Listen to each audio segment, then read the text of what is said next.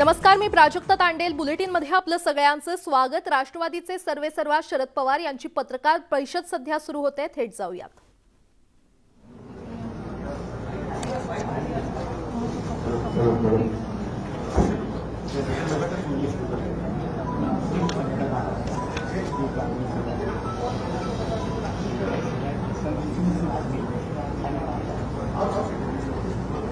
आज की press conference में उपस्थित आदरणीय पवार साहब, एन पाटिल जी, धीरज शर्मा जी, सोनिया बहन हमारी और सिराज मेहदी साहब, सबसे पहले राष्ट्रवादी कांग्रेस पार्टी में उत्तर प्रदेश के एक कद्दावर नेता जो एमएलसी रह चुके हैं, कांग्रेस पार्टी के माइनॉरिटीज का एक चेहरा के रूप में पिछले 40 साल से उत्तर प्रदेश में जिन्होंने काम किया, उन्होंने निर्णय लिया है कि वे आज यहां पर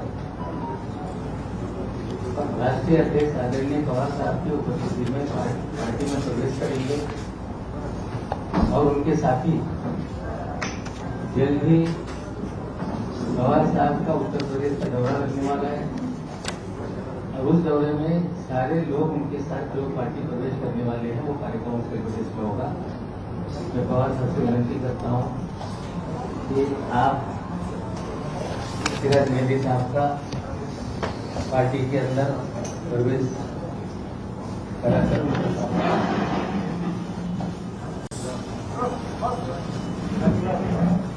आदरणीय पवार साहब आपको संबोधित करें।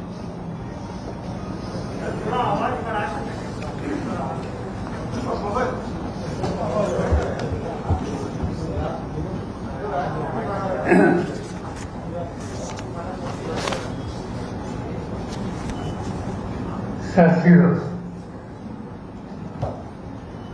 ये 5 राज्य का चुनाव अनाउंस हुआ और राष्ट्रवादी कांग्रेस पार्टी इस चुनाव में 3 राज्यों में हिस्सा लेने वाली है। मणिपुर में जो विधानसभा भी समाप्त हुई, इस विधानसभा में राष्ट्रवादी कांग्रेस पार्टी के 4 एमएलए थे। वहाँ कांग्रेस और एनसीपी मिलकर चुनाव लड़ने की बात हमारी हुई है और हम वहाँ 5 जगह पर चुनाव लड़ने वाले हैं। गोवा कांग्रेस पार्टी, तृणमूल कांग्रेस, राष्ट्रवादी कांग्रेस, इनमें डिस्कशन चालू है। कुछ जगह जहां हम प्रोटेस्ट करना चाहते थे, इसकी सूची बाकी दोनों पार्टी को दी है और मुझे विश्वास है कि अगले 2 दिन में इसका अंतिम निर्णय हो जाएगा। उत्तर प्रदेश में राष्ट्रवादी कांग्रेस पार्टी, समाजवादी पार्टी और छोटे छोटे पार्टियों का गठबंधन हुआ है। कल लखनऊ में इन सभी की एक बहुत बड़ी मीटिंग होने वाली है। राष्ट्रवादी कांग्रेस पार्टी के देश के अध्यक्ष के शर्मा वहां जाएंगे और इस जलसे में हिस्सा लेंगे। वहाँ कुछ सीट कॉन्टेस्ट करने की बात हमारी हुई है, मगर कल की पब्लिक मीटिंग होने के बाद ये सब पार्टी मिलकर लखनऊ में शायद सीट का बंटवारा कैसे हुआ ये अनाउंस करेंगे और इसके डिटेल्स में अभी आपको याद रहेगा। साथ साथ अगले हफ्ते में हम कुछ साथियों ने वहां जाकर चुनाव की शुरुआत करने की आवश्यकता है, इस तरह का संदेश उत्तर प्रदेश के समाजवादी पार्टी के नेता और भूतपूर्व मुख्यमंत्री उन्होंने दिया है और इसमें मुझे लेकर बाकी सब हम लोग शामिल होने वाले हैं। मैं देखता हूँ और कई साथियों से बात करने के बाद आज उत्तर प्रदेश में स्थिति में बहुत बदलाव आ रहा है। आज मुझे खुशी है कि सिराज मेहंदी साहब जो वहाँ के विधान परिषद में 6 सदस्य थे, 30-40 सालों से गांधी नेहरू की विचारधारा को लेकर काम करते थे। कांग्रेस पार्टी में कई जिम्मेदारी स्टेट लेवल से उन्होंने संभाली और उन्होंने अपने साथियों के साथ ये तय किया है कि राष्ट्रवादी कांग्रेस पार्टी को सहयोग देना। इनके लिए कई इनके साथ जो साथी आ रहे हैं उनको एक तरह से अच्छा मार्गदर्शन करना, साथ देना और मिलकर वहाँ जो परिवर्तन का एक आवश्यकता है, ये परिवर्तन की आवश्यकता के लिए जो कॉमन आइडियोलॉजी वाली जितनी पार्टीज है उनको संगठित करके एक अल्टरनेटिव देने के लिए कोशिश होगी। और इसलिए मुझे खुशी है कि राष्ट्रवादी कांग्रेस पार्टी में आने का उन्होंने तय किया। साथ 30-40 से ज़्यादा साल उन्होंने उत्तर प्रदेश में काम किया है, इसलिए कई जिले में उनके साथी हैं। वो सब साथियों के साथ बातचीत करके वो यहाँ आए हैं और वापिस जाने के बाद वहाँ उनके साथियों के साथ वो अनाउंसमेंट करेंगे और मैं भी एक दिन जाकर उनके साथ एक पब्लिक मीटिंग में उनके साथ हिस्सा लूँगा। मैं सिद्धार्थ मेहंदी साहब का यहाँ स्वागत करता हूँ। जो कुछ इंफॉर्मेशन हमारे पास है, जो कई साथियों के साथ हमने बात की है, इससे मेरे मन में एक बात साफ है कि उत्तर प्रदेश में परिवर्तन आने वाला है। उत्तर प्रदेश में लोग बदलाव चाहते हैं। उत्तर प्रदेश में जो एक सांप्रदायिक विचार मजबूत करने के लिए कोशिश हो रही है, कल ही मैंने उत्तर प्रदेश के मुख्यमंत्री का एक बयान देखा कि 80% लोग हमारे पास है, खाली 20% लोग हमारे साथ नहीं है।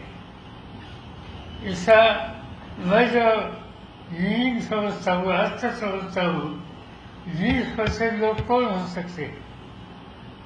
जो राज्य का मुख्यमंत्री है वो सभी का प्रतिनिधि हो सकता है। 20% छोड़कर बाकी सब लोग हमारे हैं। इस तरह का बयान देश के और राज्य के माइनॉरिटी को ठेस देने वाला बयान है और इस तरह का बयान मुख्यमंत्री को शोभा नहीं दे सकता। मगर इनकी विचारधारा ही ऐसी है और इसलिए उन्होंने इनके मन में जो बात है वो बात अपने स्टेटमेंट के माध्यम से की। इससे एक बात साबित होती है कि देश में सेक्युलर थिंकिंग मजबूत करना हो, एकता को ताकत देना हो, तो इस तरह की एक लिमिटेड आइडियोलॉजी का विचार इनके भर इन सेक्शन के हितों की रक्षा की भूमिका मुझे लगता है कि देश के लिए समाज के लिए ठीक नहीं, और इसीलिए उत्तर प्रदेश की जनता इसको ठीक तरह से जवाब देगी और परिवर्तन लाएगी, इतना मैं इस बारे में कहना चाहता हूँ। मैं इससे ज़्यादा इस इशू पर कुछ बोलना नहीं चाहता। बाकी कुछ इशूज है, मगर आपको कुछ सवाल पूछने हो तो मैं आपके लिए तैयार हूँ।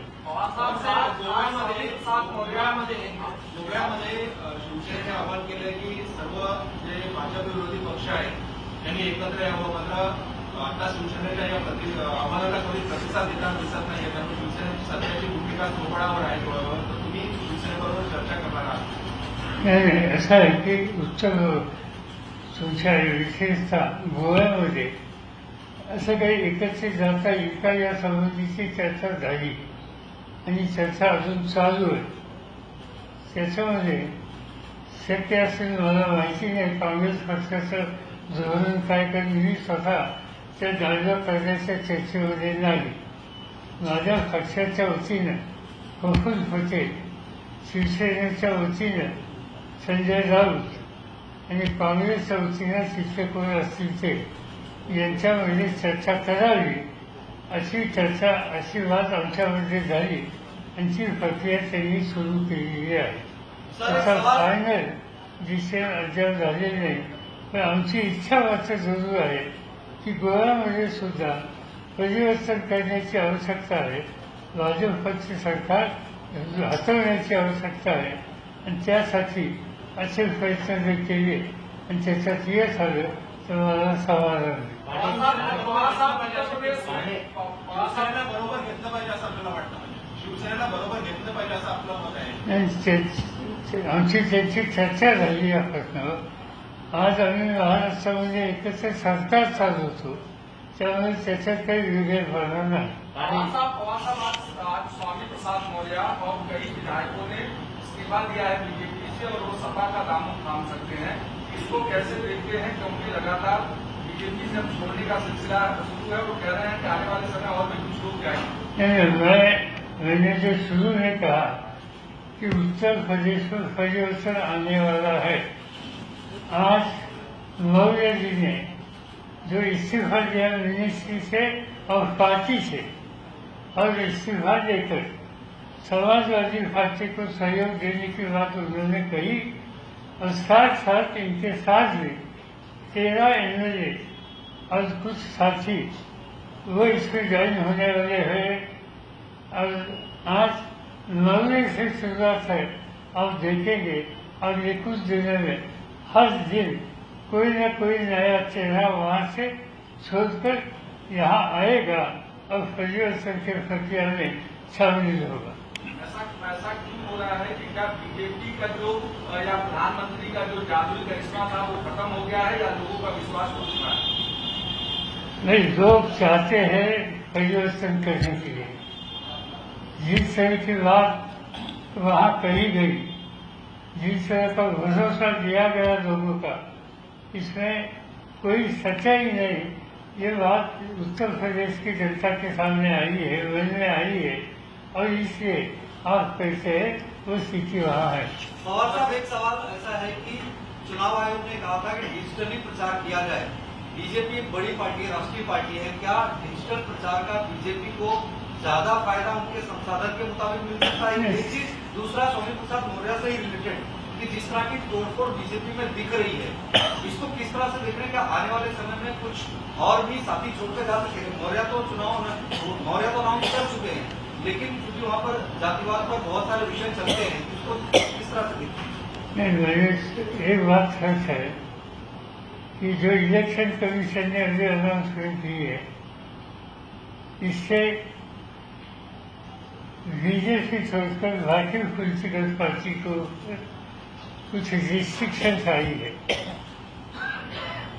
जिन पार्टियों के साथ संसाधन बहुत है, जबरदस्त आर्थिक ताकत है, वो लोग दूसरे माध्यम से कैंसिल कर सकते हैं. और ये बात अन्य पॉलिटिकल पार्टी के लिए आसान नहीं है। मगर इसमें मैं कोई ज़्यादा कहना नहीं चाहता हूँ, क्योंकि इलेक्शन कमीशन का जो डिसीजन है वो सभी का फीजिबल है, मगर आप कहते हैं वैसे ग्राउंड लेवल सिचुएशन है। जहाँ तक मौर्य जी की बात आपने कही, इससे पहले मैंने बताया कि मौर्य जी ने शुरुआत की है, ये शुरुआत वहाँ रुकेगी नहीं। अन्य जिलों के कई जबरदस्त नेता लोग पार्टी छोड़कर वहाँ अपोजिशन के लोगों के साथ मिलकर काम करने के लिए और चुनाव लड़ने के लिए आने के लिए तैयार है। इसका हर दिन आपको नया चेहरा देखने के लिए मिलेगा। और साहेब, पंजाबमध्ये पंतप्रधानांच्या गाडीच्या सुरक्षेबद्दलचा एक नवा मुद्दा समोर आलेला आहे। त्या 5 राज्याच्या घोषणा त्याबद्दलच्या मुद्द्यावर चर्चा होत आहे। त्या सुरक्षेच्या संदर्भात तुम्ही काय सांगाल, नेमकी चूक कशी असू शकते आणि कुणाकडून झाली आहे? असं आहे की त्याच्याबद्दल अधिक भाष्य करण्याची गरज नाही, आणि त्याचं कारण काल सुप्रीम कोर्टाने तिथे इन्क्वायरी करण्यासाठी स्वतंत्र व्यवस्था केली। सुप्रीम कोर्टाने केंद्र सरकारने नेमलेला प्रतिनिधी असो किंवा पंजाब सरकारने नेमलेला अधिकारी असो, या दोघांनाही बाजूला ठेवून एक स्वतंत्र इंडिपेंडंट चौकशी व्हावी या हेतूनं त्यांनी एक तयारी केलेली आहे। त्याच्यातून वास्तवता ही पुढे येईल। प्रधानमंत्र्यांची सिक्युरिटी हा जो इश्यू आहे तो माझ्या मते प्रधानमंत्री पद ही इन्स्टिट्यूशन आहे, आणि या इन्स्टिट्यूशन त्याच्या संबंधीची सिक्युरिटी ते केंद्र सरकार हो या राज्य सरकार हो, या सगळ्यांची जबाबदारी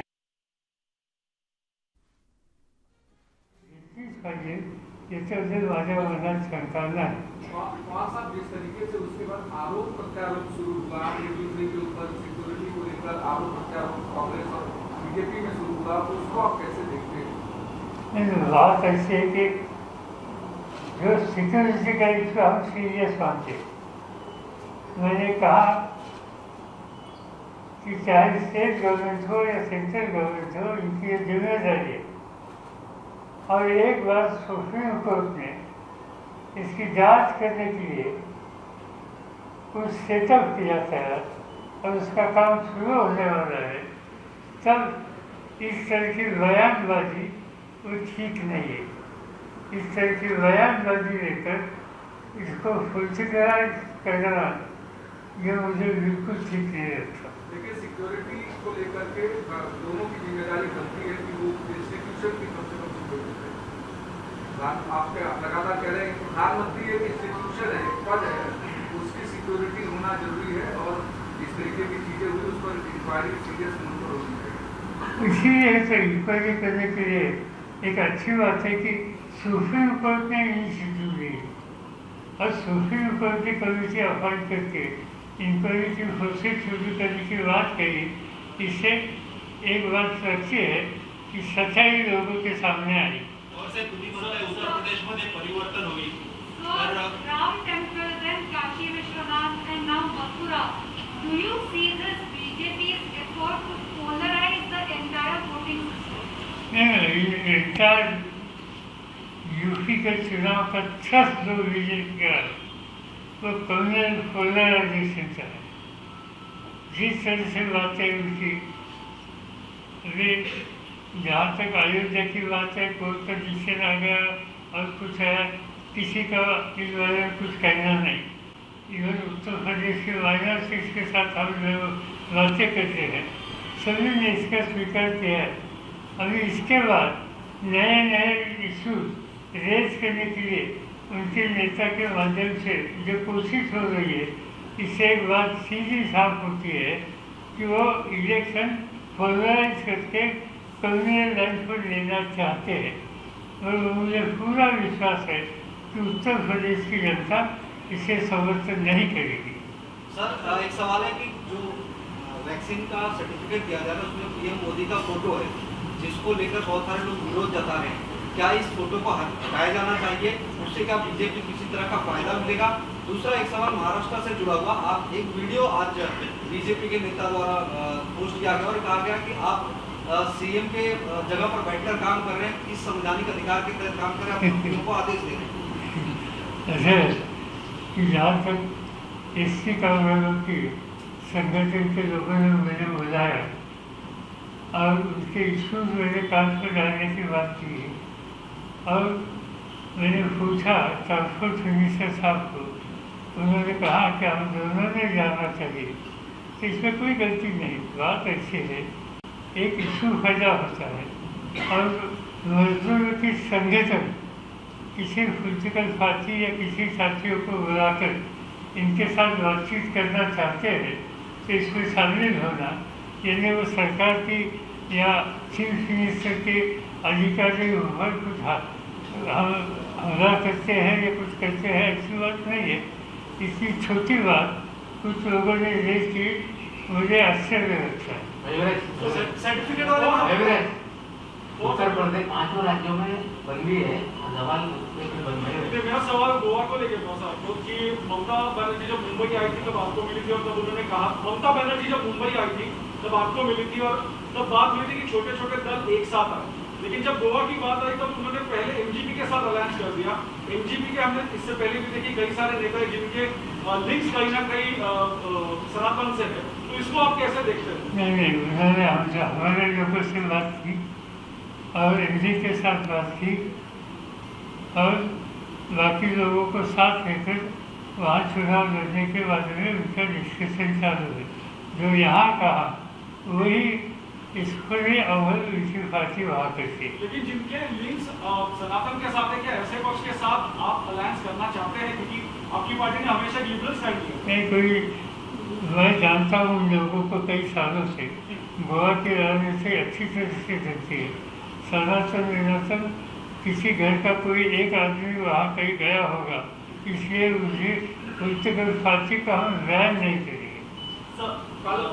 Sir, in continuation on Goa, everybody believes that if there has to be a rainbow coalition in Goa, it has to be with the leadership of someone like you. Because at this point it seems it's very fractured opposition, TMC going one way, Congress not willing to sort of give that many seats. How do you see this rainbow coalition forming in Goa and also in UP that we can become a model for the future? नहीं, बात ऐसी है कि उत्तर प्रदेश में कांग्रेस से आगे बढ़ाई गई है।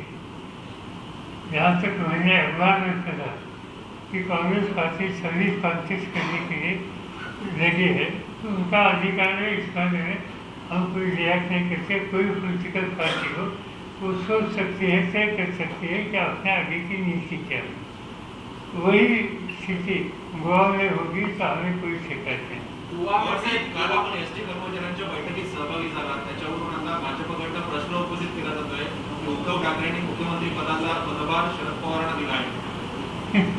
मी त्यांच्या ज्ञानाच्या उद्देशाचं कौतुक करतो।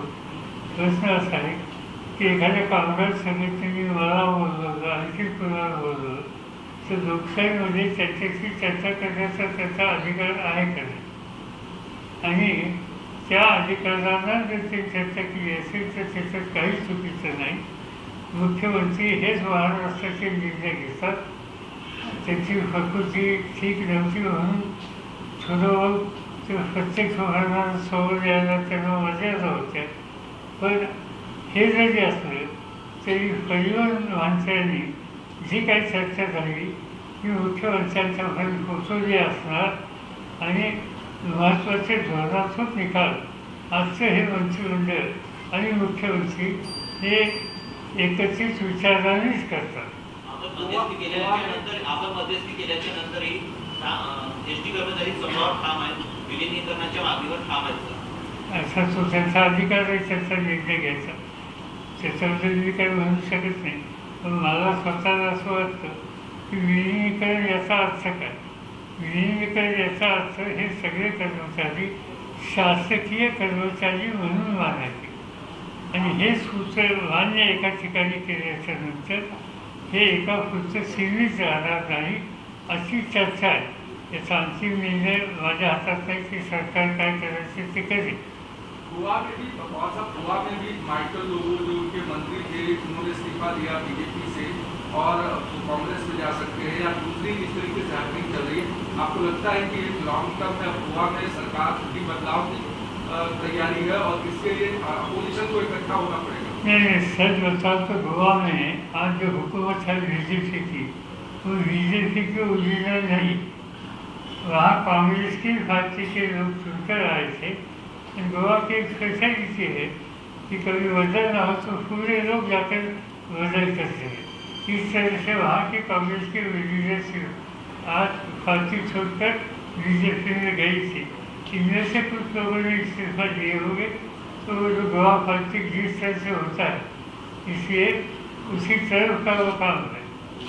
और साहब तीसरी लहर ओमिक्रॉन है, कोरोना के भी काफी मामले हैं महाराष्ट्र में, किस तरह से इसको देखते हैं? क्या कुछ आकलन है? क्या खतरा बढ़ सकता है? लॉकडाउन जैसी स्थिति सेकेंड वेव की तरफ आई जा सकती है या नहीं लानी चाहिए? आर्थिक व्यवस्था पूरी तरह से कमजोर है। जहाँ तक कोरोना का कोविड का इशू जो है, इसमें जिन्हें जो एक्सपर्ट सेक्शन है देश का बाहर, उन्होंने जो सलाह दिया है वो सलाह पूरे मानना चाहिए। पब्लिक मीटिंग इलेक्शन के लिए बड़ी रिपोर्ट में बात होती है, मगर ये रिपोर्ट होने के बावजूद ये जो फंडामेंटल सिचुएशन है, इससे ठीक तरह से सामना करना है और लोगों को छुटकारा देना है, तो हमें कुछ न कुछ रिस्ट्रिक्शन का स्वीकार करना पड़ेगा और हम सब लोग वो संभाल के आगे जाना चाहते हैं।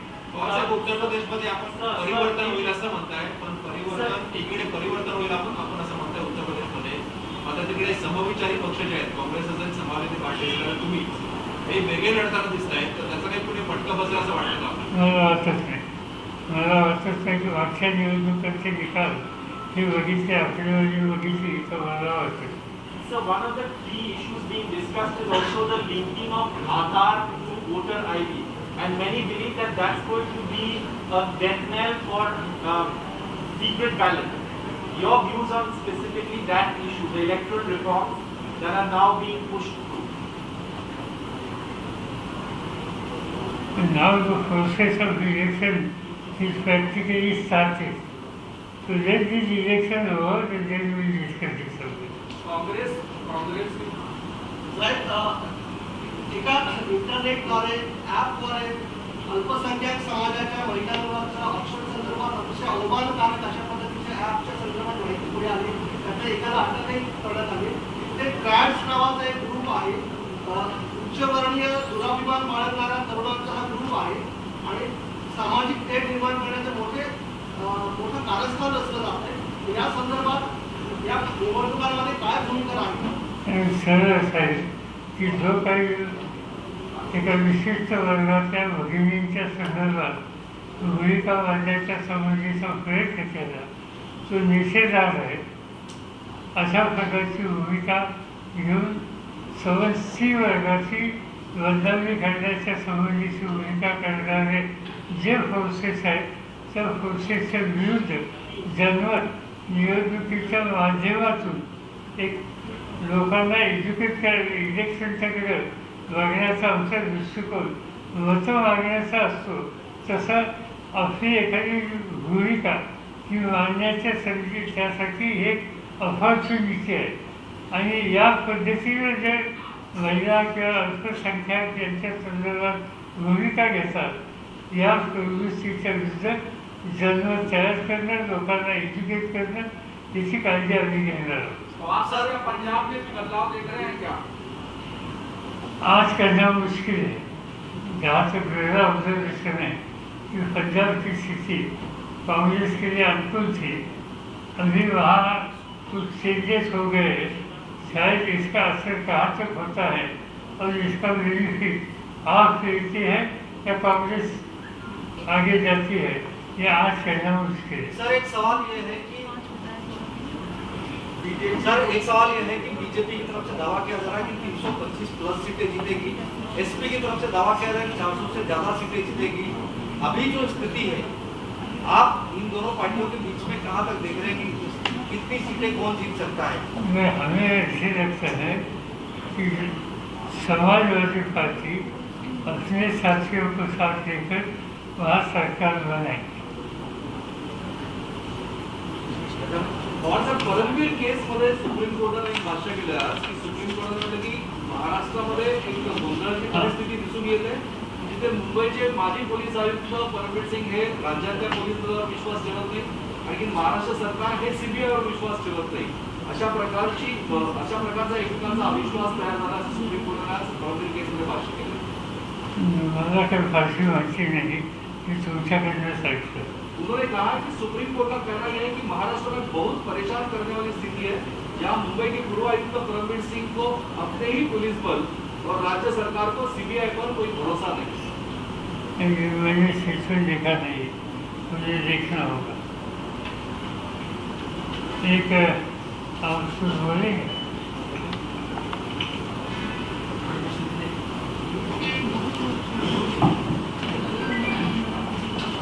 सबसे पहले तो मैं आदरणीय जनाब शरद पवार साहब का स्वागत करता हूँ, बात करता हूँ.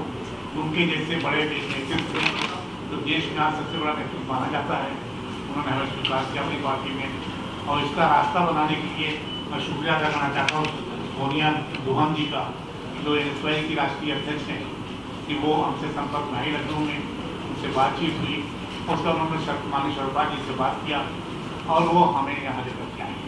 हमारे बीच में आज मंच पर हमारे यहाँ के सदर एनसीपी के जयंत पाटिल साहब मौजूद हैं, हमारे बड़े पुराने साथी मलिक साहब मौजूद हैं, धीरज शर्मा साहब जो यूथ विंग के अध्यक्ष हैं राष्ट्रीय, वो मौजूद हैं.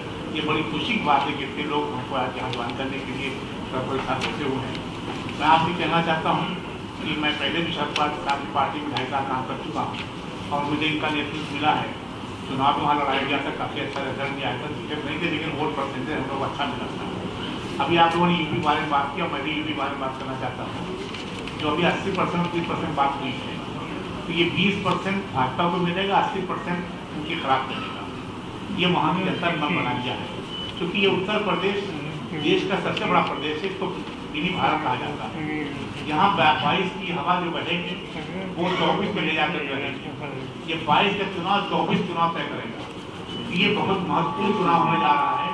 भाजपा की टूटन जो शुरू हुई है और टूटन बढ़ेगी, और हम लोग क्योंकि वहाँ 40 साल राजनीति करने जा रहे हैं, अभी भाजपा में बहुत लंबी टूटन होने जा रही है. वहाँ कोई एमएलए कुछ नहीं है, 184 एमएलए विधानसभा में.